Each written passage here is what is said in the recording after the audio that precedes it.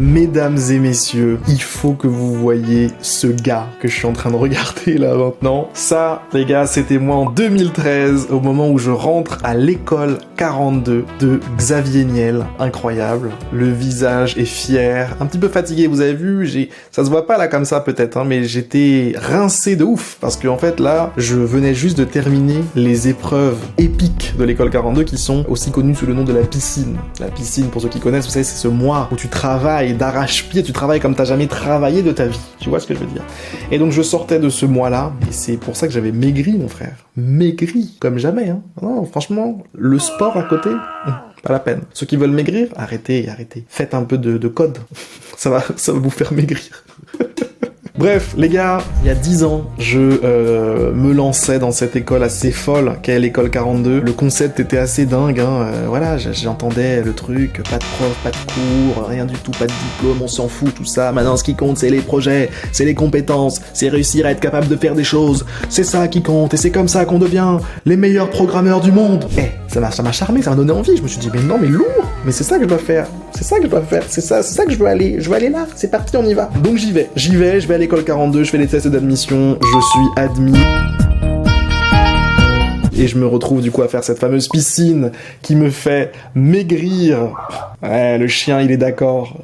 Il a vachement maigri, il a dit, le chien en bas.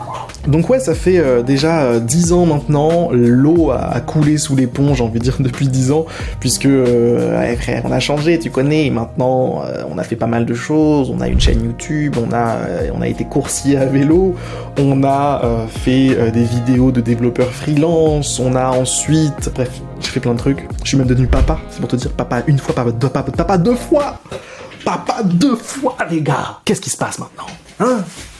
On n'est pas là, nous, les papas. On n'est pas là, nous. Bref. Tu es qui? Moi? Je suis ton père. Dans cette vidéo, mesdames et messieurs, l'objectif, ça va être de vous expliquer un petit peu mon expérience à l'école 42, ce que ça m'a apporté en tout cas, puisque mon expérience, ce serait un peu long. Je vais aussi vous parler du positif, du négatif, et puis on terminera par est-ce que si c'est à refaire, bah je le referai quoi, oui ou non. C'est l'idée de la vidéo, on y va, c'est parti, allons-y. Ils veulent que je leur raconte, et même si ça leur disait tout, diront que je me la raconte.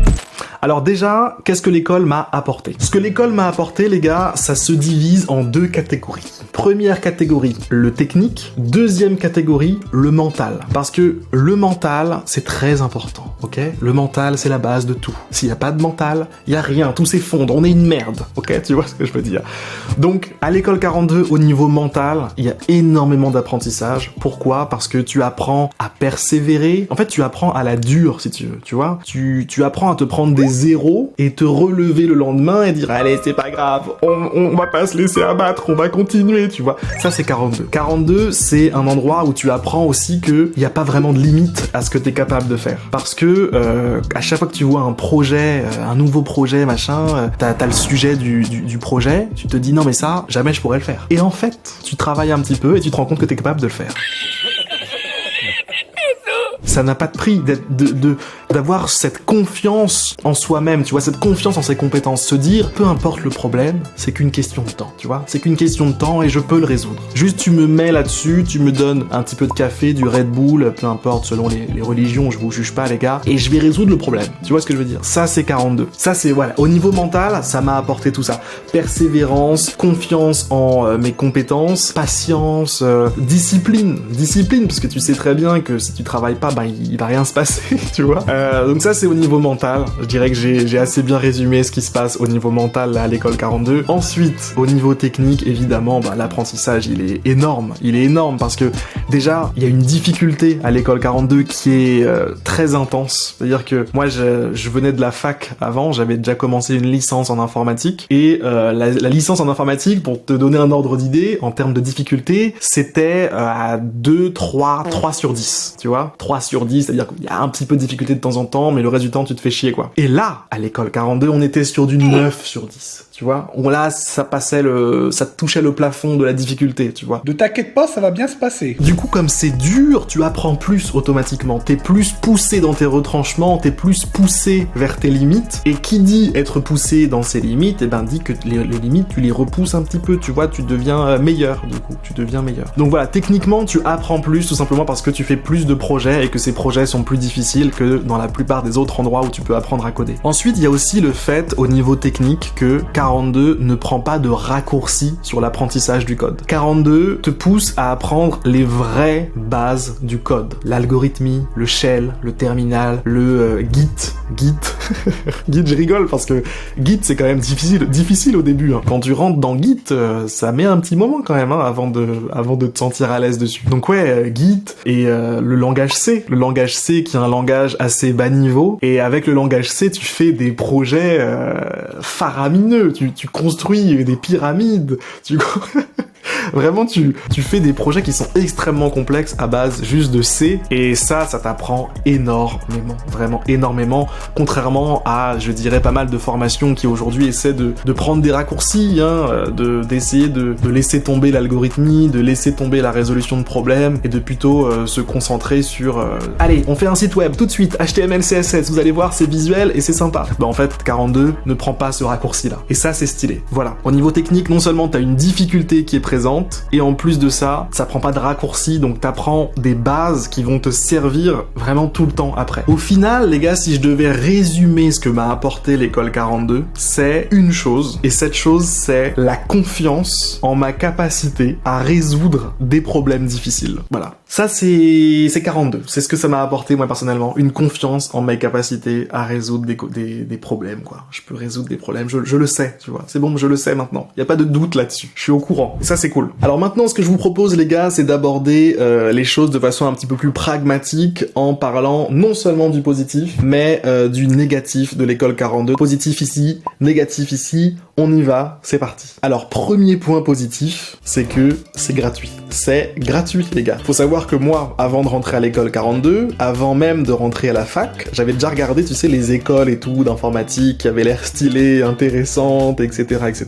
C'était quand même des trucs genre 10 000 € l'année. 10 000 € l'année, voilà, j'avais pas les moyens à l'époque pour ça. Et 42, c'est la même chose en gratuit. Et ça, c'est quand même un gros point positif. C'est gratuit. C'est gratuit et c'est qualitatif en même temps. Tu sais, c'est rare d'avoir les deux en même temps, gratuit et qualitatif. Et bah là, on l'a. Gros point positif. Mais oui, c'est clair. Deuxième point positif, c'est que la pédagogie va être très éloignée du système scolaire classique, en tout cas. Donc là, on est vraiment dans un délire où il n'y a pas de prof, il n'y a pas de cours, il y a que des projets. Et tu dois faire des projets. Et c'est parti, on y va, les projets. Donc c'est vraiment un apprentissage par la pratique.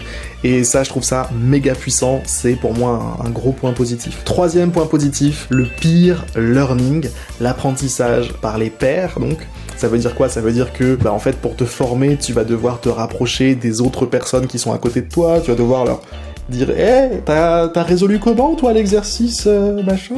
Tu vas devoir te rapprocher des autres, partager tes idées, échanger, et je trouve que le fait que l'école te pousse à faire ça, c'est une super compétence pour la suite de ta vie, quoi, puisque après, tu seras tout seul, tu seras dans la vraie vie, et donc faudra que t'ailles vers les gens, faudra être capable par soi-même de trouver les informations, etc. Donc bref, le peer learning, pour moi, c'est un système qui est proche de celui de la vraie vie, et pour ça, je trouve que c'est bien que ce soit à l'école aussi, quoi. 1, 2, 3 points positifs. Ensuite, quatrième point positif, c'est le fait que quand t'es à l'école, t'as l'impression de faire partie d'une élite. Ouais, t'as l'impression de faire partie des meilleurs, des gens qui sont très très bons dans le code, quoi. Et je trouve que c'est très bon pour la confiance en soi, c'est très bon pour la suite, en fait. Il faut avoir confiance en soi pour pouvoir faire quoi que ce soit. Et l'école, je trouve, est assez bonne pour ça, pour donner à ses élèves une confiance en leurs capacités. Cinquième point positif, c'est la liberté. La liberté juste immense que donne l'école aux élèves, que ce soit en termes d'horaire de travail, que ce soit en termes de méthode de travail. Tu peux venir travailler la nuit si tu veux à l'école, puisque l'école est ouverte 24 heures sur 24. Tu peux travailler comme tu veux, tu trouves les informations sur internet comme t'en as envie. Bref, pour ça, encore une fois, c'est très proche de la vraie vie, en fait. Dans la vraie vie, il y a pas de salle de classe, quoi. Dans la vraie vie, tu veux atteindre un objectif et tu te démerdes pour atteindre cet objectif. Et là, il y a cette même liberté et je trouve que c'est un super point positif pour l'école, qu'il y ait et ce niveau de liberté-là. 6e point positif, ça encourage le dépassement de soi, la persévérance. J'ai déjà un petit peu expliqué pourquoi, donc je vais pas en reparler. 7e point positif, ça se focalise sur les fondations du code, les vraies fondations du code qu'on apprend sans raccourci. J'en ai déjà aussi un petit peu parlé tout à l'heure. On apprend la programmation de bas niveau, on apprend l'algorithmie, le shell, Git, etc., etc. Tous ces trucs qui sont malheureusement un petit peu zappés dans d'autres formations. Ok, maintenant les points négatifs de l'école. Je précise que j'ai pas l'habitude de parler des points négatifs. Moi, je suis quelqu'un de très positif, très optimiste, etc. C'est d'ailleurs quelque chose qu'on me reproche des fois dans mes vidéos, de pas assez parler des trucs qui vont pas et compagnie.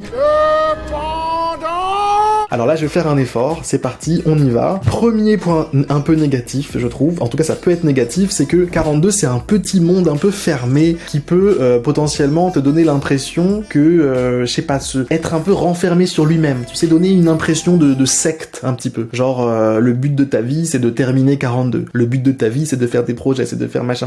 En fait, non, faut quand même se rappeler qu'il y a quelque chose après 42, il y a quelque chose en dehors de 42, il y a une vie, il y a potentiellement des projets, enfin, tu fais ce que tu veux en fait, faut quand même s'en rappeler, et voilà, potentiellement des gens peuvent l'oublier de par cet effet un petit peu secte, un petit peu fermé qu'on peut retrouver à 42. Deuxième point un petit peu négatif, en tout cas c'était le cas quand moi j'y étais, après bien sûr c'est pas l'école je pense qui provoque ça, mais moi voilà, ça a été négatif pour moi, c'est que le personnel pédagogique, puisqu'il y a quand même s'il y a pas de prof, il y a quand même des gens qui sont là, tu sais, qui sont un peu le staff de l'école, je trouvais que ce personnel pédagogique était sadique, vraiment sadique. Il voulait nous faire galérer, nous faire souffrir. Et je trouvais, ouais, même si ça pouvait être marrant un peu en mode bisutage, on rigole et tout, des fois c'était pas marrant, tu vois, c'était, ça poussait un petit peu les limites du sadisme. Encore une fois, c'est pas un reproche à l'école, ça. C'est plutôt à des individus particuliers qui avaient une façon d'exercer leur pouvoir qui était un peu bizarre, tu vois.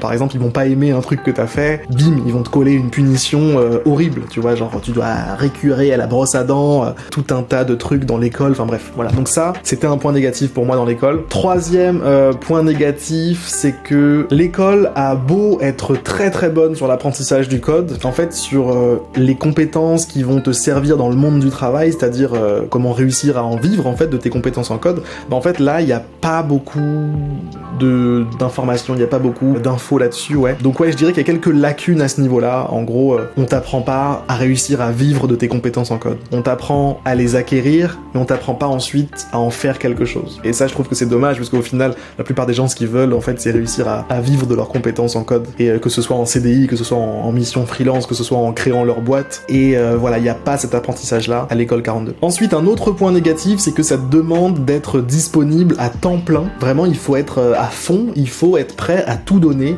Sinon, bah en fait, c'est pas possible de faire l'école, ne serait-ce que la piscine, si t'es pas dispo à temps plein et t'as pas l'énergie pour mettre toute ton âme dans le mois de sélection, bah en fait, tu seras juste pas sélectionné et tu pourras pas rentrer à l'école. Donc voilà, ça c'est un autre point négatif pour l'école. Mais voilà, j'en vois pas vraiment d'autres. C'est déjà pas mal, hein. J'ai fait un effort. Vous avez vu comment j'ai fait un effort? Ouais, merci. Ok, mesdames et messieurs, maintenant on passe à la dernière partie de cette vidéo. Est-ce que si c'était à refaire l'école 42, est-ce que j'y retournerais, oui ou non? Réponse, oui, j'y retournerais sans hésiter, les gars. Vraiment sans hésiter, parce que premièrement, j'ai vécu une expérience que j'oublierai jamais de toute ma life, et c'est précieux, les expériences dans la vie, c'est tout ce qu'on a au final, hein, donc je prends, c'est parti. Deuxième raison, bah parce que j'ai appris à travailler juste sans relâche pour mes objectifs. J'ai appris à bosser, quoi. J'ai appris à bosser à 42. Donc ouais, gros point positif. Troisième point positif, c'est que bah, j'ai rencontré des gens qui sont encore des amis 10 ans plus tard. Ça c'est stylé. C'est vraiment stylé. Quatrième point positif, c'est que bah en fait, je me suis beaucoup inspiré de non seulement ce qui m'a plu, mais aussi de ce qui m'a déplu dans la pédagogie de l'école 42 pour pouvoir créer ma propre école en ligne pour aider les gens à apprendre à coder et en plus de ça, à réussir à en en vivre. Et ça, c'était super important pour moi. Je voulais ajouter cette dimension. Comment est-ce qu'on fait pour réussir à en vivre? Comment est-ce qu'on fait pour réussir à devenir indépendant, autonome et à atteindre les mêmes objectifs que moi j'avais au début de ma vie active, quoi. Voilà pourquoi est-ce que je retournerai à 42 sans hésiter si jamais c'était à refaire. Si jamais toi qui regardes cette vidéo, tu es à 42 aujourd'hui, et force à toi. Mais n'oublie pas qu'il y a une vie après l'école 42, que tu peux commencer à construire d'ailleurs dès maintenant, ok? 42 c'est un petit monde et ensuite il y a autre chose, ok? Ça s'arrête pas à 42 la vie. Eh bien, mesdames et messieurs, je pense que c'est la fin de cette vidéo. Si jamais vous avez des questions, les gars, particulières sur l'école auxquelles j'ai pas répondu dans la vidéo, dites-le moi s'il vous plaît dans les commentaires. J'essaierai de répondre à tout le monde, je ferai des efforts. Si jamais vous voulez apprendre à coder et réussir à vivre de vos compétences en code en tant qu'indépendant dans ma propre école en ligne, eh bien, vous avez un petit bouton dans la description. Je vous laisse cliquer dessus pour en savoir plus. Vous verrez qu'il y a un petit bouton juste en bas de la page pour pouvoir candidater à mon programme. Et puis à la fin de votre candidature, n'oubliez pas de prendre un appel pour qu'on puisse se parler de vive voix et voir si c'est une bonne idée de rejoindre le programme. Sur ces très très belles paroles, mesdames et messieurs, je vais vous souhaiter une très belle journée, une très belle soirée. J'espère que cette vidéo vous a plu et puis voilà, à plus. Au revoir. Oh, j'ai un bolide dans la